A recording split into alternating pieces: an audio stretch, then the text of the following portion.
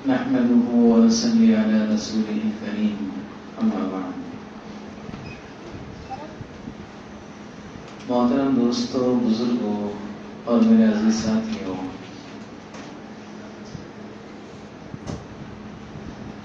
مسلمانوں کی اجتماعی زندگی کا مطلب یہ ہے کہ عام مسلمانوں کے اوپر جو حالات ہیں یا عام مسلمان جس ترقی کو حاصل کر رہے ہیں یا عام مسلمان جس ترقی سے پیچھے ہو رہے ہیں، اس کو کہیں گے اجتماعی زندگی، یعنی سب اس کے اندر تمام ایمان والے آ گئے، عالم اسلام. اور مسلمانوں کی انفرادی زندگی، ایک ہے اجتماعی زندگی جس میں سب آتے ہیں، اور ایک ہے انفرادی زندگی، یعنی ہم میں سے ہر ایک کی الگ الگ زندگی. ان دونوں زندگیوں کی جو کامیابی کا راز ہے اور کامیابی کا دار و مدار ہے وہ ایک ہی چیز ہے. آج ہم اسی کو سمجھیں گے. آج ہم دیکھیں پورے عالم کے اندر تعداد کے اعتبار سے، آبادی کے اعتبار سے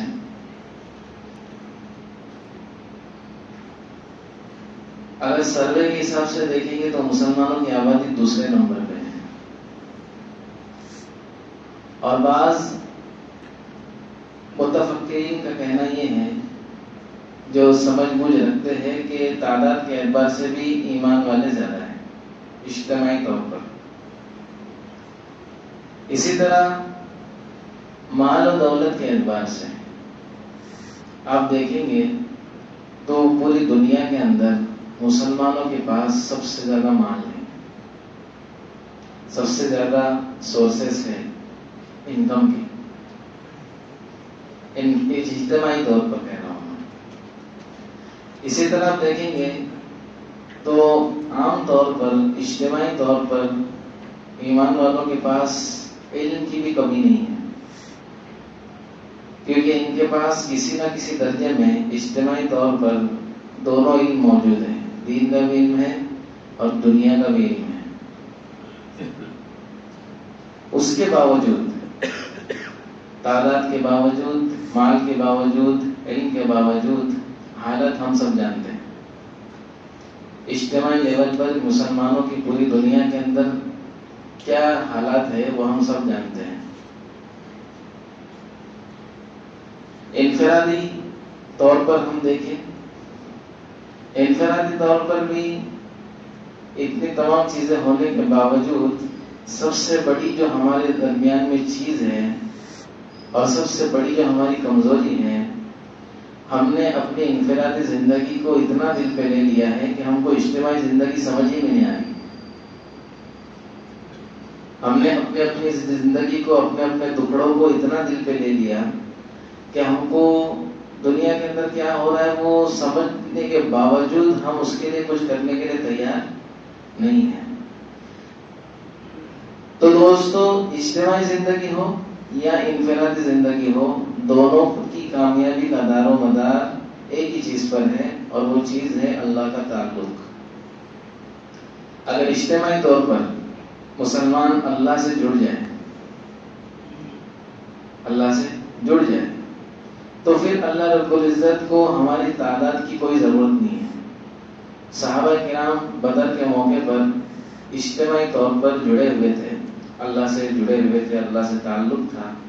صرف 313 تھے اور سامنے ہزاروں کا لشکر تھا، لیکن اللہ رب العزت نے اپنے تعلق کی بنا پر کامیابی دی. اور صحابہ کرام کی انفرادی حالات ایسے تھے کہ انفرادی طور پر صحابہ کرام اللہ رب العزت سے جڑے ہوئے تھے. تو آپ دیکھیے مختلف روایتوں کے اندر بات ملتی ہے کہ اللہ کی مدد کو کیسے اتارے.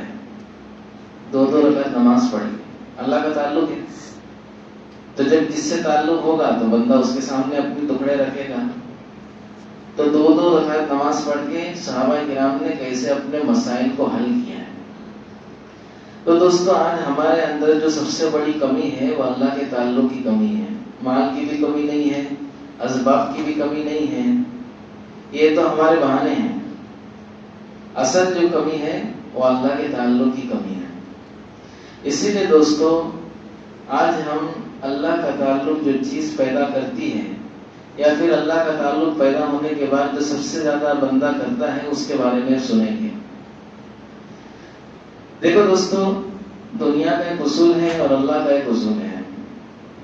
یہ جو میں نے پہلے جو بات کی ہے یہ بہت گہری بات ہے, اس کو ہم سمجھے اور اس سے بہت ساری باتیں نکل سکتی ہیں. لیکن جو سب سے اہم بات ہے اس کے لیے میں نے اس چیز کو پہلے آپ کے سامنے رکھا کہ ایک تو اللہ کا اصول ہے اور ایک بندوں کا اصول ہے. اب آپ کو سمجھ میں آیا کہ میں کیا کہنا چاہتا ہوں. اللہ رب العزت کا اصول یہ ہے کہ اللہ رب العزت مانگنے سے, یعنی اللہ سے جو مانگتا ہے, اللہ سے جو تعلق قائم کرتا ہے, تو اس سے اللہ رب العزت خوش ہوتے ہیں. اور اللہ رب العزت یہ چاہتے ہیں کہ میرے بندے مجھ سے مانگے, مجھ سے تعلق جوڑیں. اور اسی لیے اللہ رب العزت نے قرآن مجید کے اندر خود ہی فرمایا اپنے نبی سے کہ اے نبی جی, یہ میرے جو بندے ہیں, اذا سألک عبادی انی فإنی قریب, یہ آپ سے پوچھتے ہیں کہ میں کہاں ہوں. یہ بندے آپ سے پوچھتے ہیں کہ میں کہاں ہوں, تو ان سے کہہ دیجئے کہ انی قریب, میں ان سے بہت زیادہ قریب ہوں, بلکہ ان کے شہ رگ سے بھی زیادہ قریب ہوں. ہمارے یہاں پر جو ہے نا ایک رگ ہے, ایک نس ہے جس کو شہ رگ کہتے ہیں. اگر وہ کٹ جائے تو معاملہ ختم. تو بہت نزدیک ہے ہم سے, مطلب ایک دم ہمارے اندر ہے, یہاں پر سمائی ہوئی ہے. اللہ رب العزت کہتے ہیں کہ اس سے بھی زیادہ قریب ہوں. اجیب دعوت الداعی اذا دعان, جب میرے بندے اور پکارنے والے مجھ سے پکارتے ہیں, مجھ سے مانگتے ہیں, تو میں ان کی دعا کو سنتا ہوں, نہیں فرمایا اجیب ہوں, میں قبول کرتا ہوں. تو دوستو اللہ رب العزت خود ہی فرما رہے ہیں کہ میرے بندے اگر پوچھتے ہیں میں کہاں ہوں تو کہو کہ قریب ہوں, اور جب مجھ سے وہ مانگتے ہیں تو میں ان کی دعاؤں کو قبول کرتا ہوں. سمجھ میں آ رہی بات؟ تو اللہ رب العزت چاہتے ہیں کہ میرے بندے صرف مجھ سے تعلق جوڑے اور مجھ ہی سے مانگے. دنیا کا اصول یہ ہے کہ دنیا والے مانگنے سے ناراض ہوتے ہیں. کیا کرتے ہیں, اگر ہم نے کسی سے اپنی دوستی کے چکر میں, دوستی کھاتے میں کوئی چیز مانگ لی تو وہ بھی دے دیتا ہے, لے بھائی. پھر دوبارہ مانگا تو تھوڑا اس کے چہرے پہ کچھ الگ اثرات آتے ہیں. سہبارہ یعنی تیسری مرتبہ مانگا تو اس کا چہرہ بالکل بگڑ جاتا ہے. اگر زیادہ برداشت کرنے والا ہے تو پھر مانگا, اس کا برداشت کا پیمانہ لبریز ہو جاتا ہے. یا تو یہ بہانہ بناتا ہے یا پھر جواب دے دیتا ہے, بولے کیا دیکھو کام دھندے نہیں, کیا مانگتے رہتا ہے. یا تو پھر بہانہ بنائے گا, نہیں بھائی میرے پاس نہیں ہے. پورا خلاصہ یہ ہے کہ اس کو دل کے اندر یہ بات آئے کہ کیا بار بار مانگتا رہتا ہے. تو بندے جو ہے مانگنے سے جو ہے بور ہو جاتے ہیں, اور اللہ رب العزت نہ مانگنے سے ناراض ہوتے ہیں. اسی لیے قرآن مجید کے اندر اللہ رب العزت نے 2-3 جگہوں پر نہ مانگنے والوں کو دھمکیاں دی. ایک جگہ پر ارشاد فرمایا کہ اگر تم مجھ سے نہیں مانگو گے تو مجھے بھی تمہاری کوئی پرواہ نہیں, جاؤ. جیسے ہماری جو ہے یا بیوی ہے یا ہمارا جو ہے کوئی دوست ہے, تو اگر وہ کسی بات سے ہم سے ناراض ہو جاتا ہے تو کہتا ہے نہیں جانے دو, چھوڑو. تو اللہ رب العزت یہ چاہتے ہیں کہ میرا بندہ مجھ سے اتنا مانگے کہ میں اس کو دیتا رہوں, اور نہ مانگنے پر اللہ فرماتے ٹھیک ہے مجھے بھی تیری کوئی پرواہ نہیں. ہم بچے کو بولتے ہیں نا جا کوئی بات نہیں سننا ہے نا میری بات, جا. اسی طرح قرآن مجید کے اندر اللہ رب العزت فرماتے ہیں ان الذين يستكبرون عن عبادتي سيدخلون جهنم داخلين, کہ جو لوگ میری عبادت سے, اور یہاں پر حدیث کی روشنی میں یہ بات ملتی ہے کہ عبادت سے مراد دعا ہے, کیونکہ جتنی بھی عبادتیں ہیں یہ سب دعا ہی ہیں. نماز دعا, حج دعا, جتنی بھی عبادتیں ہیں. فرمایا الدعاء مخ العبادہ, اللہ کے نبی صلی اللہ علیہ وسلم نے حدیث میں ارشاد فرمایا کہ دعا جو ہے یہ عبادت کی جان ہے، عبادت کا مغز ہے. جیسے ہمارے کھوپڑی میں بھیجا ہے نا، یہ بھیجے کی وجہ سے سب چیزیں چل رہی ہیں ہماری. تو اللہ رب کے نبی صلی اللہ علیہ وسلم نے فرمایا مخ العبادہ، کہ عبادت کا جو مغز ہے، عبادت کا جو بھیجا ہے وہ دعا ہے. تو اللہ کے نبی صلی اللہ علیہ وسلم نے قرآن مجید کی آیت پیش کی، فرمایا جو لوگ اللہ سے دعا مانگنے سے تکبر کرتے ہیں، نہیں مانگتے، سیدخلون جہنم داخرین، تو اللہ رب العزت ان کو جہنم میں داخل کرے گا. نہ مانگو گے تو جہنم میں جاؤ گے. تو اللہ رب العزت یہ چاہتے دوستو کہ ہم اس سے مانگے، اس سے تعلق قائم کریں. سمجھ میں آ رہی بات؟ اسی لیے دوستو اللہ رب العزت سے ہم کو خوب مانگنا ہے. اب یہاں پر ہم کو یہ سمجھنا ہے کہ اللہ سے کیا مانگنا ہے. تو سب سے پہلی چیز تو اللہ سے یہ مانگنا ہے کہ اللہ کا فضل مانگنا ہے، اللہ کا فضل مانگنا ہے. اسی لیے کیونکہ دوستو ہمارے جو اعمال ہیں یہ اتنے کمزور ہیں کہ ہم اپنے اعمال کے بدلے میں اللہ سے کچھ نہیں مانگ پائیں گے. ہم خود دیکھیں، ہم سب جانتے ہیں کہ ہمارے اعمال کتنے کہاں تک جاتے ہوں گے. ہماری نمازوں کا یہ حال ہے کہ سر سے اوپر بھی نہ جا سکے، ہے نا. تو اللہ سے اس کا فضل مانگنا ہے. اور اللہ کے نبی صلی اللہ علیہ وسلم نے ارشاد فرمایا کہ جب بندہ اللہ سے مانگتا ہے، اس کا فضل مانگتا ہے اور کشادگی مانگتا ہے، ہر آدمی اپنے لیے اور پوری اجتماعی طور پر امت کے لیے کشادگی مانگے، اور کشادگی مانگنے کے بعد اس کشادگی کا انتظار کرتا ہے کہ میں نے اللہ سے مانگا ہوں، اب مجھ کو ملنا ہی ہے. تو فرمایا یہ مستقل اللہ کی عبادت میں مشغول ہے.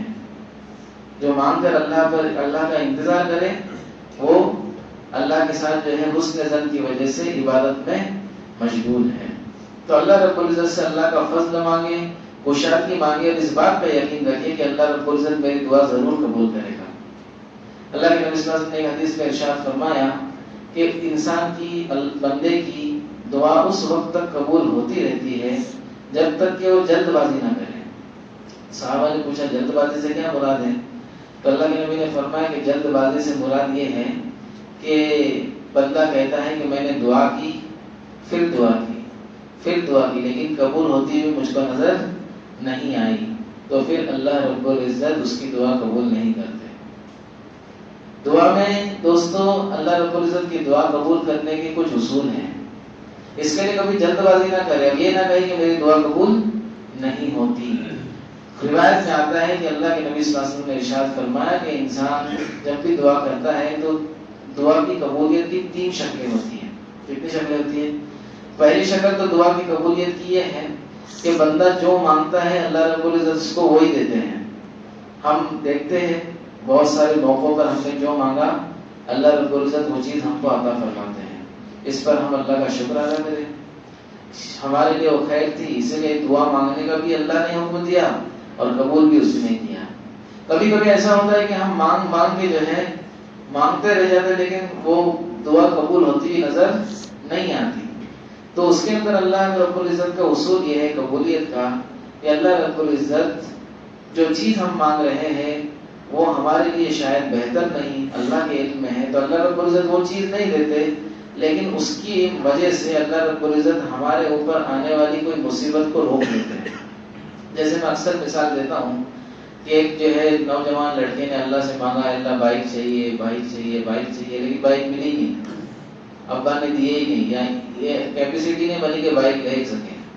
اب اس کو لگ رہا ہے کہ میری دعا قبول نہیں، لیکن دوستو اس کے اندر اللہ کی یہ حکمت پوشیدہ ہو سکتی ہے کہ بائک لیتا اور دوسرے دن ہی انا للہ ہو جاتا. سمجھ میں آئی بات؟ تو اللہ رب العزت نے اس کو اس خطرے سے بچا دیا. ایسی بہت ساری چیزیں دنیا کے اندر ہم مانگتے ہیں لیکن ملتی نہیں ہیں. تو اس کا مطلب یہ نہیں کہ وہ دعا قبول نہیں ہوئی، اس کا مطلب یہ ہے کہ وہ چیز ہمارے لیے بہتر نہیں ہے، وہ چیز ہمارے لیے بہتر نہیں ہے. اچھا، تیسری دعا کی قبولیت کی اللہ کا اصول یہ ہے کہ جو چیز مانگی وہ بھی نہیں ملی اور ہمارے اوپر کوئی مصیبت بھی نہیں آنے والی تھی اور وہ نہیں آئی. تیسری چیز یہ ہے کہ اللہ رب العزت بندہ جو بھی مانگتا ہے اس کے حساب سے آخرت میں اس کو نوازے گا. کہ اللہ رب العزت قیامت کے دن ہم کو کھڑا کریں گے کہ بندہ تو نے یہ دعا کی تھی، ہاں کی تھی، میں نے تو اس کو دنیا میں نہیں دیا، ہاں اللہ دینا چاہیے تھا. ٹھیک ہے. تیرے اوپر سے کوئی مصیبت بھی نہیں ہٹایا, کوئی آنے والی نہیں تھی, ہاں ٹھیک ہے. پھر بولے آج میں دے رہا ہوں, لے. اب اللہ رب العزت کی طرف سے اس کے اوپر انعامات کی بارش ہوگی دعا مانگنے کی وجہ سے. تو یہ بندہ یہ تمنا کرے گا کاش دنیا میں کوئی دعا قبول نہ ہو. کہ دنیا میں جو ہوا تھا وہ تو ختم ہو گیا, دنیا کے اندر کوئی بڑی سے بڑی چیز ہے وہ فانی ہے. تو یہ بندہ روایت میں آتا ہے کہ قیامت کے دن یہ تمنا کرے گا کہ کاش کوئی دعا قبول ہی نہ ہوتی. اور یہاں پہ یہ ہو رہا ہے کہ سب دعا قبول ہو جائے, مانگے اور مل جائے.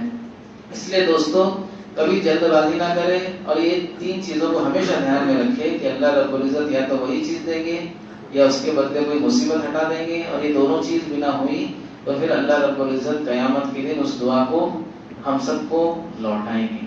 اس لیے یہ چیز ہمارے ذہن میں ہونی چاہیے. اسی طرح دوستو دعا کے کچھ آداب بھی ہیں کہ کون سی دعا جلد سے جلد قبول ہوتی ہے. سب سے پہلی چیز یہ ہے کہ دعا کو آداب کے ساتھ اور آداب کی رعایت کے ساتھ ہم مانگیں گے تو قبول ہوگی. حرام روزی, کون سی روزی؟ حرام روزی ایسی چیز ہے جو دعا قبول ہونے میں مانے ہیں. نہ وہ قبول ہوں گی, نہ مصیبت ہٹائی جائیں گی, نہ آخرت میں ملے گا. سمجھ میں آ رہی بات؟ اگر ہم حرام روزی میں مبتلا ہیں, ہمارے پیٹ میں حرام کا لقمہ جا رہا ہے, اس لیے سب سے پہلے اپنی روزی کو پاک صاف کرنا. اور دوسری چیز یہ ہے کہ دعا کی قبولیت کا یقین بھی ہو, اور دعا کرتے وقت ہماری پوری توجہ اللہ کی طرف ہو. اللہ کے نبی صلی اللہ علیہ وسلم نے حدیث میں ارشاد فرمایا کہ اللہ رب العزت اس بندے کی دعا قبول نہیں کرتا جو دعا مانگنے کے بعد کے وقت اللہ کے غیر میں لگا ہوا ہو. ہم نے ہاتھ اٹھا کر اللہ سے مانگ رہے ہیں, اے اللہ یہ دے دے, ہماری زبان چل رہی ہے لیکن ہمارا دماغ پورا جو ہے کہیں اور لگا ہوا ہے. ہمارا دماغ کہیں اور لگا ہوا ہے. جب اللہ سے دعا کرے تو اللہ کے خزانوں پر ہماری نگاہیں ہونی چاہیے کہ ہم کس سے مانگ رہے ہیں, وہ کون ہستی ہے جس کے سامنے ہم نے ہاتھ اٹھائے ہیں. تو جو غافل دل کے ساتھ اللہ سے دعا مانگتا ہے کہ مانگ تو رہا ہے اللہ سے لیکن دماغ کہیں اور ہے, تو یہ دعا قبول نہیں ہوتی. سمجھ میں آ رہی بات؟ اب دعا کی ترتیب کیا ہے؟ دعا کی ترتیب یہ ہے کہ ہم جو بھی دعا کریں اس کے اندر شروعات کے اندر سب سے پہلے اللہ کی تعریف بیان کریں. یہ اصول بتا رہا دوستو دعا مانگنے کا, چاہے ہم ہاتھ اٹھا کر دعا مانگے یا ہم اکیلے میں تنہائی میں بغیر ہاتھ اٹھائے دعا مانگ رہے ہیں, یا کوئی مصیبت میں ہم گرفتار ہو گئے, اب اللہ سے ہمارا تعلق ہو رہا ہے, تو اس کے اندر 3 چیزوں کا دھیان رکھنا ہے. سب سے پہلے دعا شروع کرتے وقت اللہ کی تعریف کرنا ہے. یہ اللہ رب العزت کو بہت پسند ہے کہ اللہ رب العزت کی تعریف کرے, اس کی قدرتوں کو گنائے کہ اللہ تو کیسا ہے. اللہ ہم سے بہتر جانتا ہے کہ اللہ کیسا ہے, لیکن اللہ رب العزت ہماری زبان سے سننا چاہتے ہیں. ہم جو ہے ہم سے دوسری بات, جتنا ہم سوچیں گے اللہ کیسا ہے, مطلب اللہ کی کیا کیا قدرت ہے, اللہ کی کیسی طاقت ہے, یہ ہم سوچیں گے تو ہم کو ہمارے دل میں آٹومیٹک یقین بھی پیدا ہوتا رہے گا کہ یہ اللہ رب العزت اتنی بڑی قدرت والا ہے, یہ میری دعا کو رد نہیں کرے گا. یقین سے مانگنا. تو سب سے پہلے اللہ کی قدرت کو بیان کرنا کہ اللہ, اس کے اندر پہلا جملہ حدیث میں آیا الحمدللہ. یہ دعا کے اندر سب سے پہلے شروع یہ کریں کہ تمام تعریفیں اللہ کے لیے. اب جو ہے اس کے بعد کیا کرنا ہے, اللہ کے اچھے نام. اللہ رب فرماتے ہیں وَلَهُ الْأَسْمَاءُ الْحُسْنَى فَادْعُوهُ بِهَا. اچھے نام اللہ کے لیے ہے اور انہی کے ذریعے تم اللہ سے مانگو. اب اللہ کی صفات گنائیں. اللہ علیم ہے, بصیر ہے, سمیع ہے, صبور ہے, یہ سب اللہ کے نانے نام ہیں. وہ اگر ہم یاد کر لیں تو بہت اچھا, اور ذہن میں ان صفات کو رکھ کر مانگیں کہ اللہ کیسا ہے. دوسری چیز اللہ کے نبی صلی اللہ علیہ وسلم نے فرمایا کہ مجھ پر درود بھیجے دعا کرنے پر. اللہ کے نبی صلی اللہ علیہ وسلم پر درود بھیجنا بڑی فضیلت ہے. کسی اور موقع پہ بتاؤں گا درود کی فضیلت, لیکن دعا کے آداب بتا رہا ہوں میں. تیسری چیز, وہ دعائیں کرے جو قرآن سے ثابت ہے. وہ دعائیں کرے جو قرآن سے ثابت ہے. ربنا آتنا فی الدنیا, ایسے ربنا 40 ہیں جو اس پہ پورا مجموعہ ملتا ہے. تو قرآن کے اندر جو دعائیں ہیں ان سے شروع کریں.